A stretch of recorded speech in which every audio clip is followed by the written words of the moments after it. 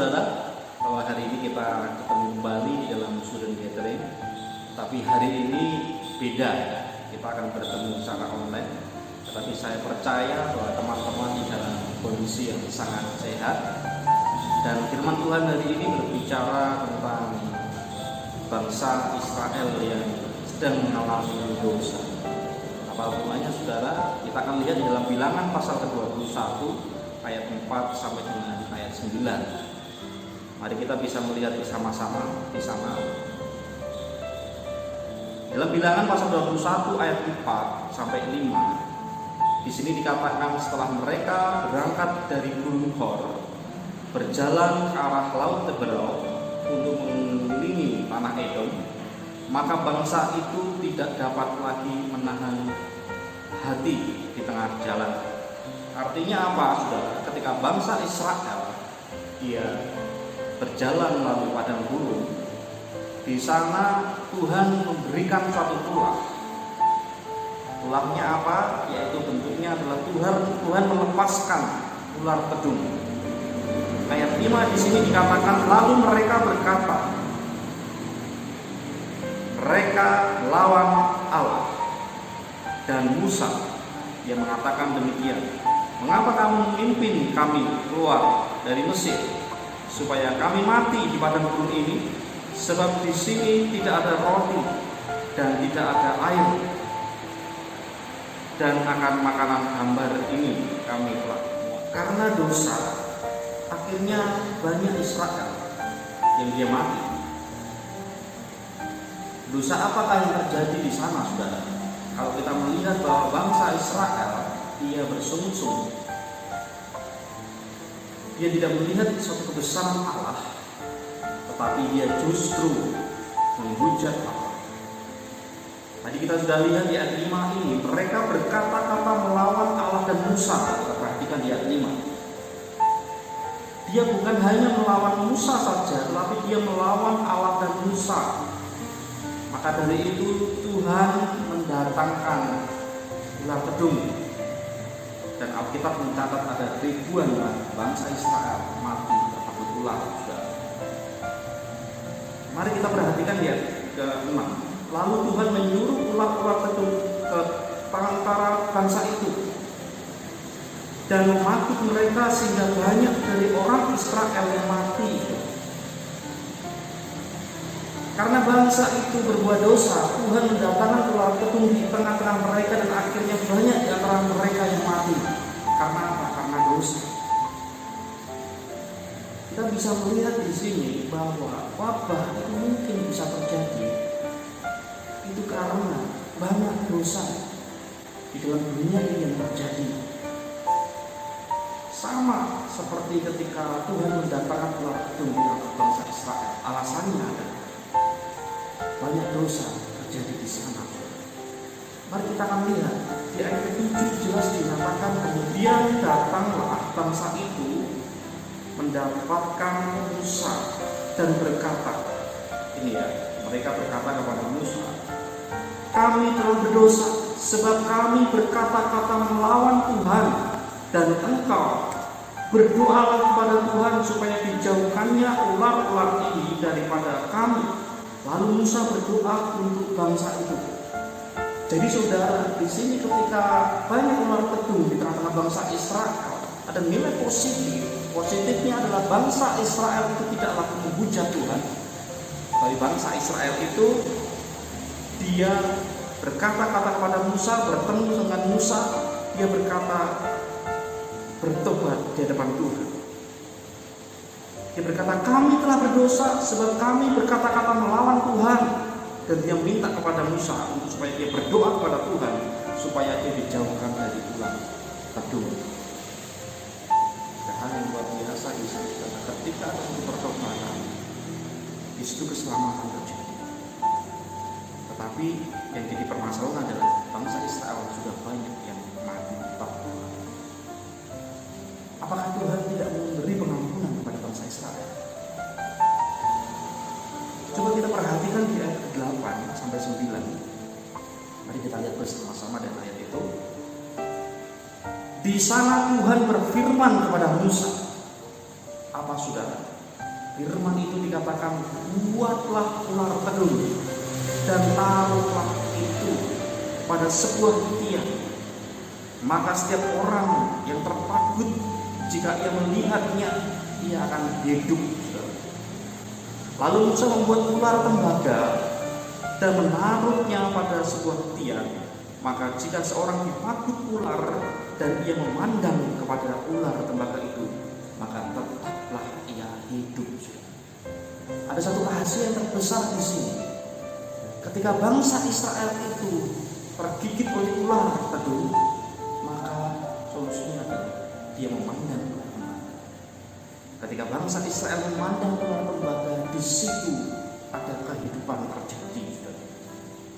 Mungkin kita bertanya-tanya, mengapa hanya sebuah memandang saja? Mengapa kita memandang saja maka kita diselamatkan? Ya kan saudara, kita bertanya seperti itu. Lihat, bukan masalah ular pedungnya yang menyelamatkan mereka. Kenapa ketika bangsa Israel memandang ular pedung yang dibuat Musa dari tembaga, dia selamat, saudara? Karena di sini bukan ular pedung yang memiliki kuasa, tetapi yang memiliki kuasa adalah ketika firman Tuhan itu yang mengatakannya. Firman Tuhan itu berkata kepada Musa, barang siapa memandang ular tembaga, maka ia akan hidup.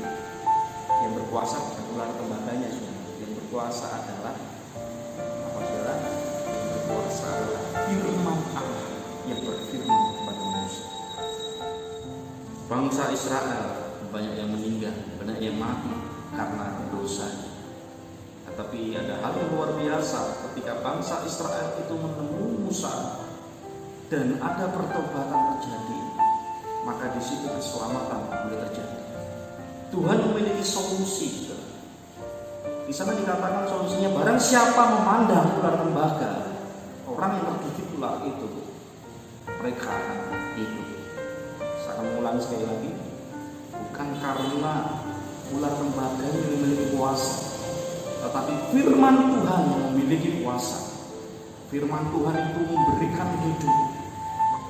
Bahkan firman-Nya berkata di dalam perjanjian baru, dikatakan dalam Yohanes pasal yang ketiga, di sana ada percakapan antara Yesus dan Nikodemus.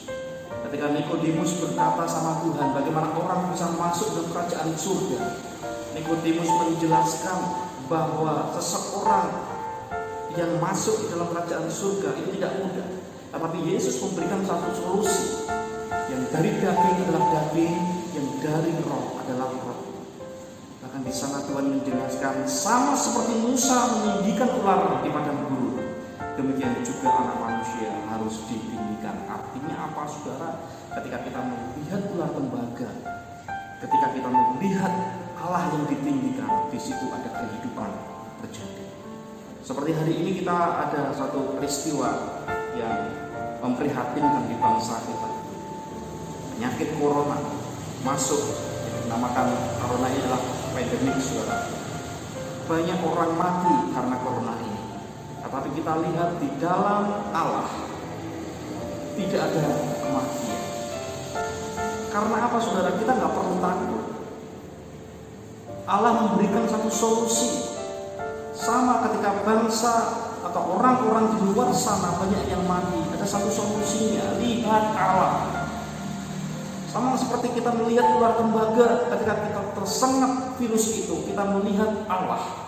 Kita melihat ular tembaga yang ditinggikan, dia adalah Yesus. Ketika kita mengarahkan hati kita kepada Yesus, di situ ada kehidupan yang terjadi. Jadi jangan perlu takut ketika saudara percaya kepada Tuhan. Saudara melihat ada kebenaran Tuhan yang dinyatakan, di situ ada kehidupan yang kekal. Banyak anak-anak Tuhan yang tidak percaya, banyak anak Tuhan justru dia mengendorkan imannya. Banyak dia di antara mereka yang mati karena dia tidak mau. Saya akan menggarisbawahi di sini kematian yang sebenarnya. Kematian yang sebenarnya itu bukan kematian yang jasmani. Tetapi ketika kita melihat ular tembaga, tubuh kita mungkin bisa mati, tetapi roh kita akan diselamatkan. Jadi kematian di dalam Allah itu tidak ada. Ketika kita melihat kebenaran lewat firman Tuhan, di sini ada keajaiban Tuhan terjadi. Kita akan hidup, saudara.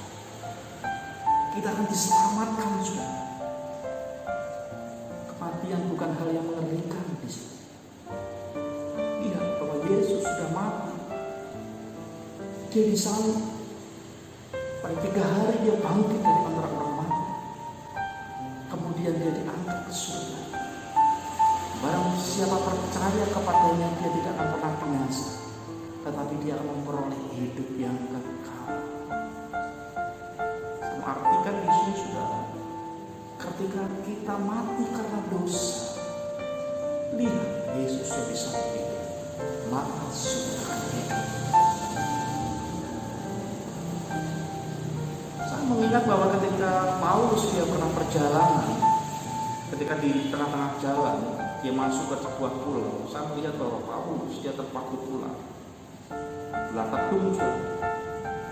Kemudian ular tedung itu dia singkapkan, dan ular tedung itu dia bakar ke dalam api. Akhirnya Paulus tidak mati.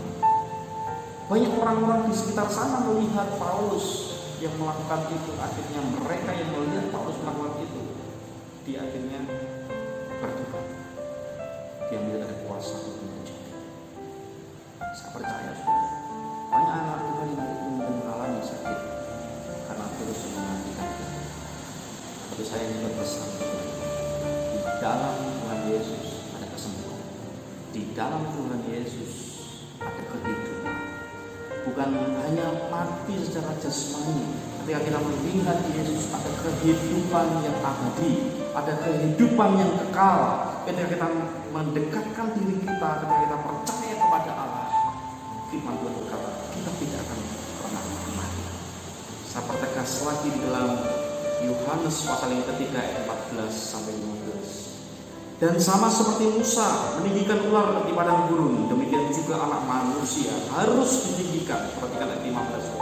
Supaya setiap orang yang percaya kepadanya beroleh hidup yang kekal. Artinya ada hidup yang kekal bagi orang-orang yang percaya. Teman-teman semuanya, dimanapun teman-teman berada hari ini, mungkin saya tidak banyak berbicara, ada waktu yang terbatas saja kita berbicara, tapi saya ingin menekankan satu hal: tidak perlu khawatir, tidak perlu takut, saudara. Saya percaya orang yang didiami oleh Tuhan di dalam dirinya ada kekuatan luar biasa. Lihat Yesus, ketika engkau sendirian, ketika engkau sedang dalam, ketika engkau sedang sakit, lihat Yesus di sana ada satu kesembuhan. Ingat, kematian di dalam Yesus itu bukan sesuatu yang mengerikan. Bahkan Paulus berkata, kematian walaupun dia mati, tapi itulah suatu keuntungan. Hidup baginya adalah buah, memberikan buah kepada siapapun yang melihat. Terima kasih, saudara. Saya percaya teman-teman hari ini dikuatkan oleh firman Tuhan. Jangan pernah menyerah. Lihat Allah ketika saudara sakit, ketika saudara merasa sendirian, lihat Allah, maka Tuhan akan memberikan mujizat yang luar biasa kepada saudara. Terima kasih, saudara. Kata untuk Anda semuanya, di dalam Yesus ada kehidupan. Shalom, saudara. Yesus memberkati. Mari kita berdoa bersama-sama. Tuhan Yesus, kami mengucap syukur bahwa hari ini kami percaya bahwa kematian di dalam Engkau sudah tidak ada lagi. Karena Engkau menjamin bahwa orang yang percaya kepadamu tidak akan pernah binasa, tetapi dia akan memperoleh hidup yang kekal dalam Yesus. Kami mengucap syukur Tuhan buat teman-teman kami yang mendengarkan firman Tuhan ini, supaya mereka bisa dikuatkan, mereka memiliki hidup yang kekal dalam hidup mereka. Mereka bukan lagi menyebarkan virus, tetapi dia menyebarkan kebenaran melalui Injil. Banyak orang yang dibangkitkan melalui kata-kata Tuhan. Kami percaya kekuatan ada di dalam mereka saat ini. Kami mengucap syukur, kami kembalikan segala pujian, hormat, kuasa, kemuliaan hanya bagi Allah selama-lamanya. Kesempatan hari ini saya akan memberkati saudara dimanapun saudara berada. Mari angkat tanganmu, saudara. Saya percaya Kuasa ilahi akan jamahmu dimanapun engkau berada. Ada satu kekuatan yang hari ini jamah saudara. Mari arahkan tangan saudara, angkat tangan saudara. Ada jamah ilahi yang terjadi. Tuhan akan memberkati tangan-tangan yang hari ini terangkat. Berkat-Mu senantiasa hadir dalam hidup mereka. Ada hidup yang kekal dalam hidup mereka, sebab mereka percaya akan firman Tuhan. Seperti Engkau berfirman kepada Musa ketika Musa ingin membuat ular tembaga, dan bangsa Israel yang tergigit ular dan melihat ular tembaga yang hidup. Begitu juga dengan firman Tuhan hari ini dinyatakan, barang siapa yang meninggikan engkau, melihat engkau, maka dia akan meninggikan engkau. Kalau memberkati tangan masyarakat ini dengan berkat yang daripada Tuhan. Kami bersyukur, kami serahkan anak-anak-Mu yang maha kuasa dimanapun dia berada, proteksi dengan darah-Mu yang kudus Tuhan. Tidak ada lagi sakit penyakit dalam dirinya, Kau jauhkan dari sakit penyakit dan Kau gantikan sukacita yang luar biasa dari dalam dirinya. Berkati keluarganya, berkati studinya, berkati apa yang Kau yang menjadikan berkat bagi mereka Tuhan.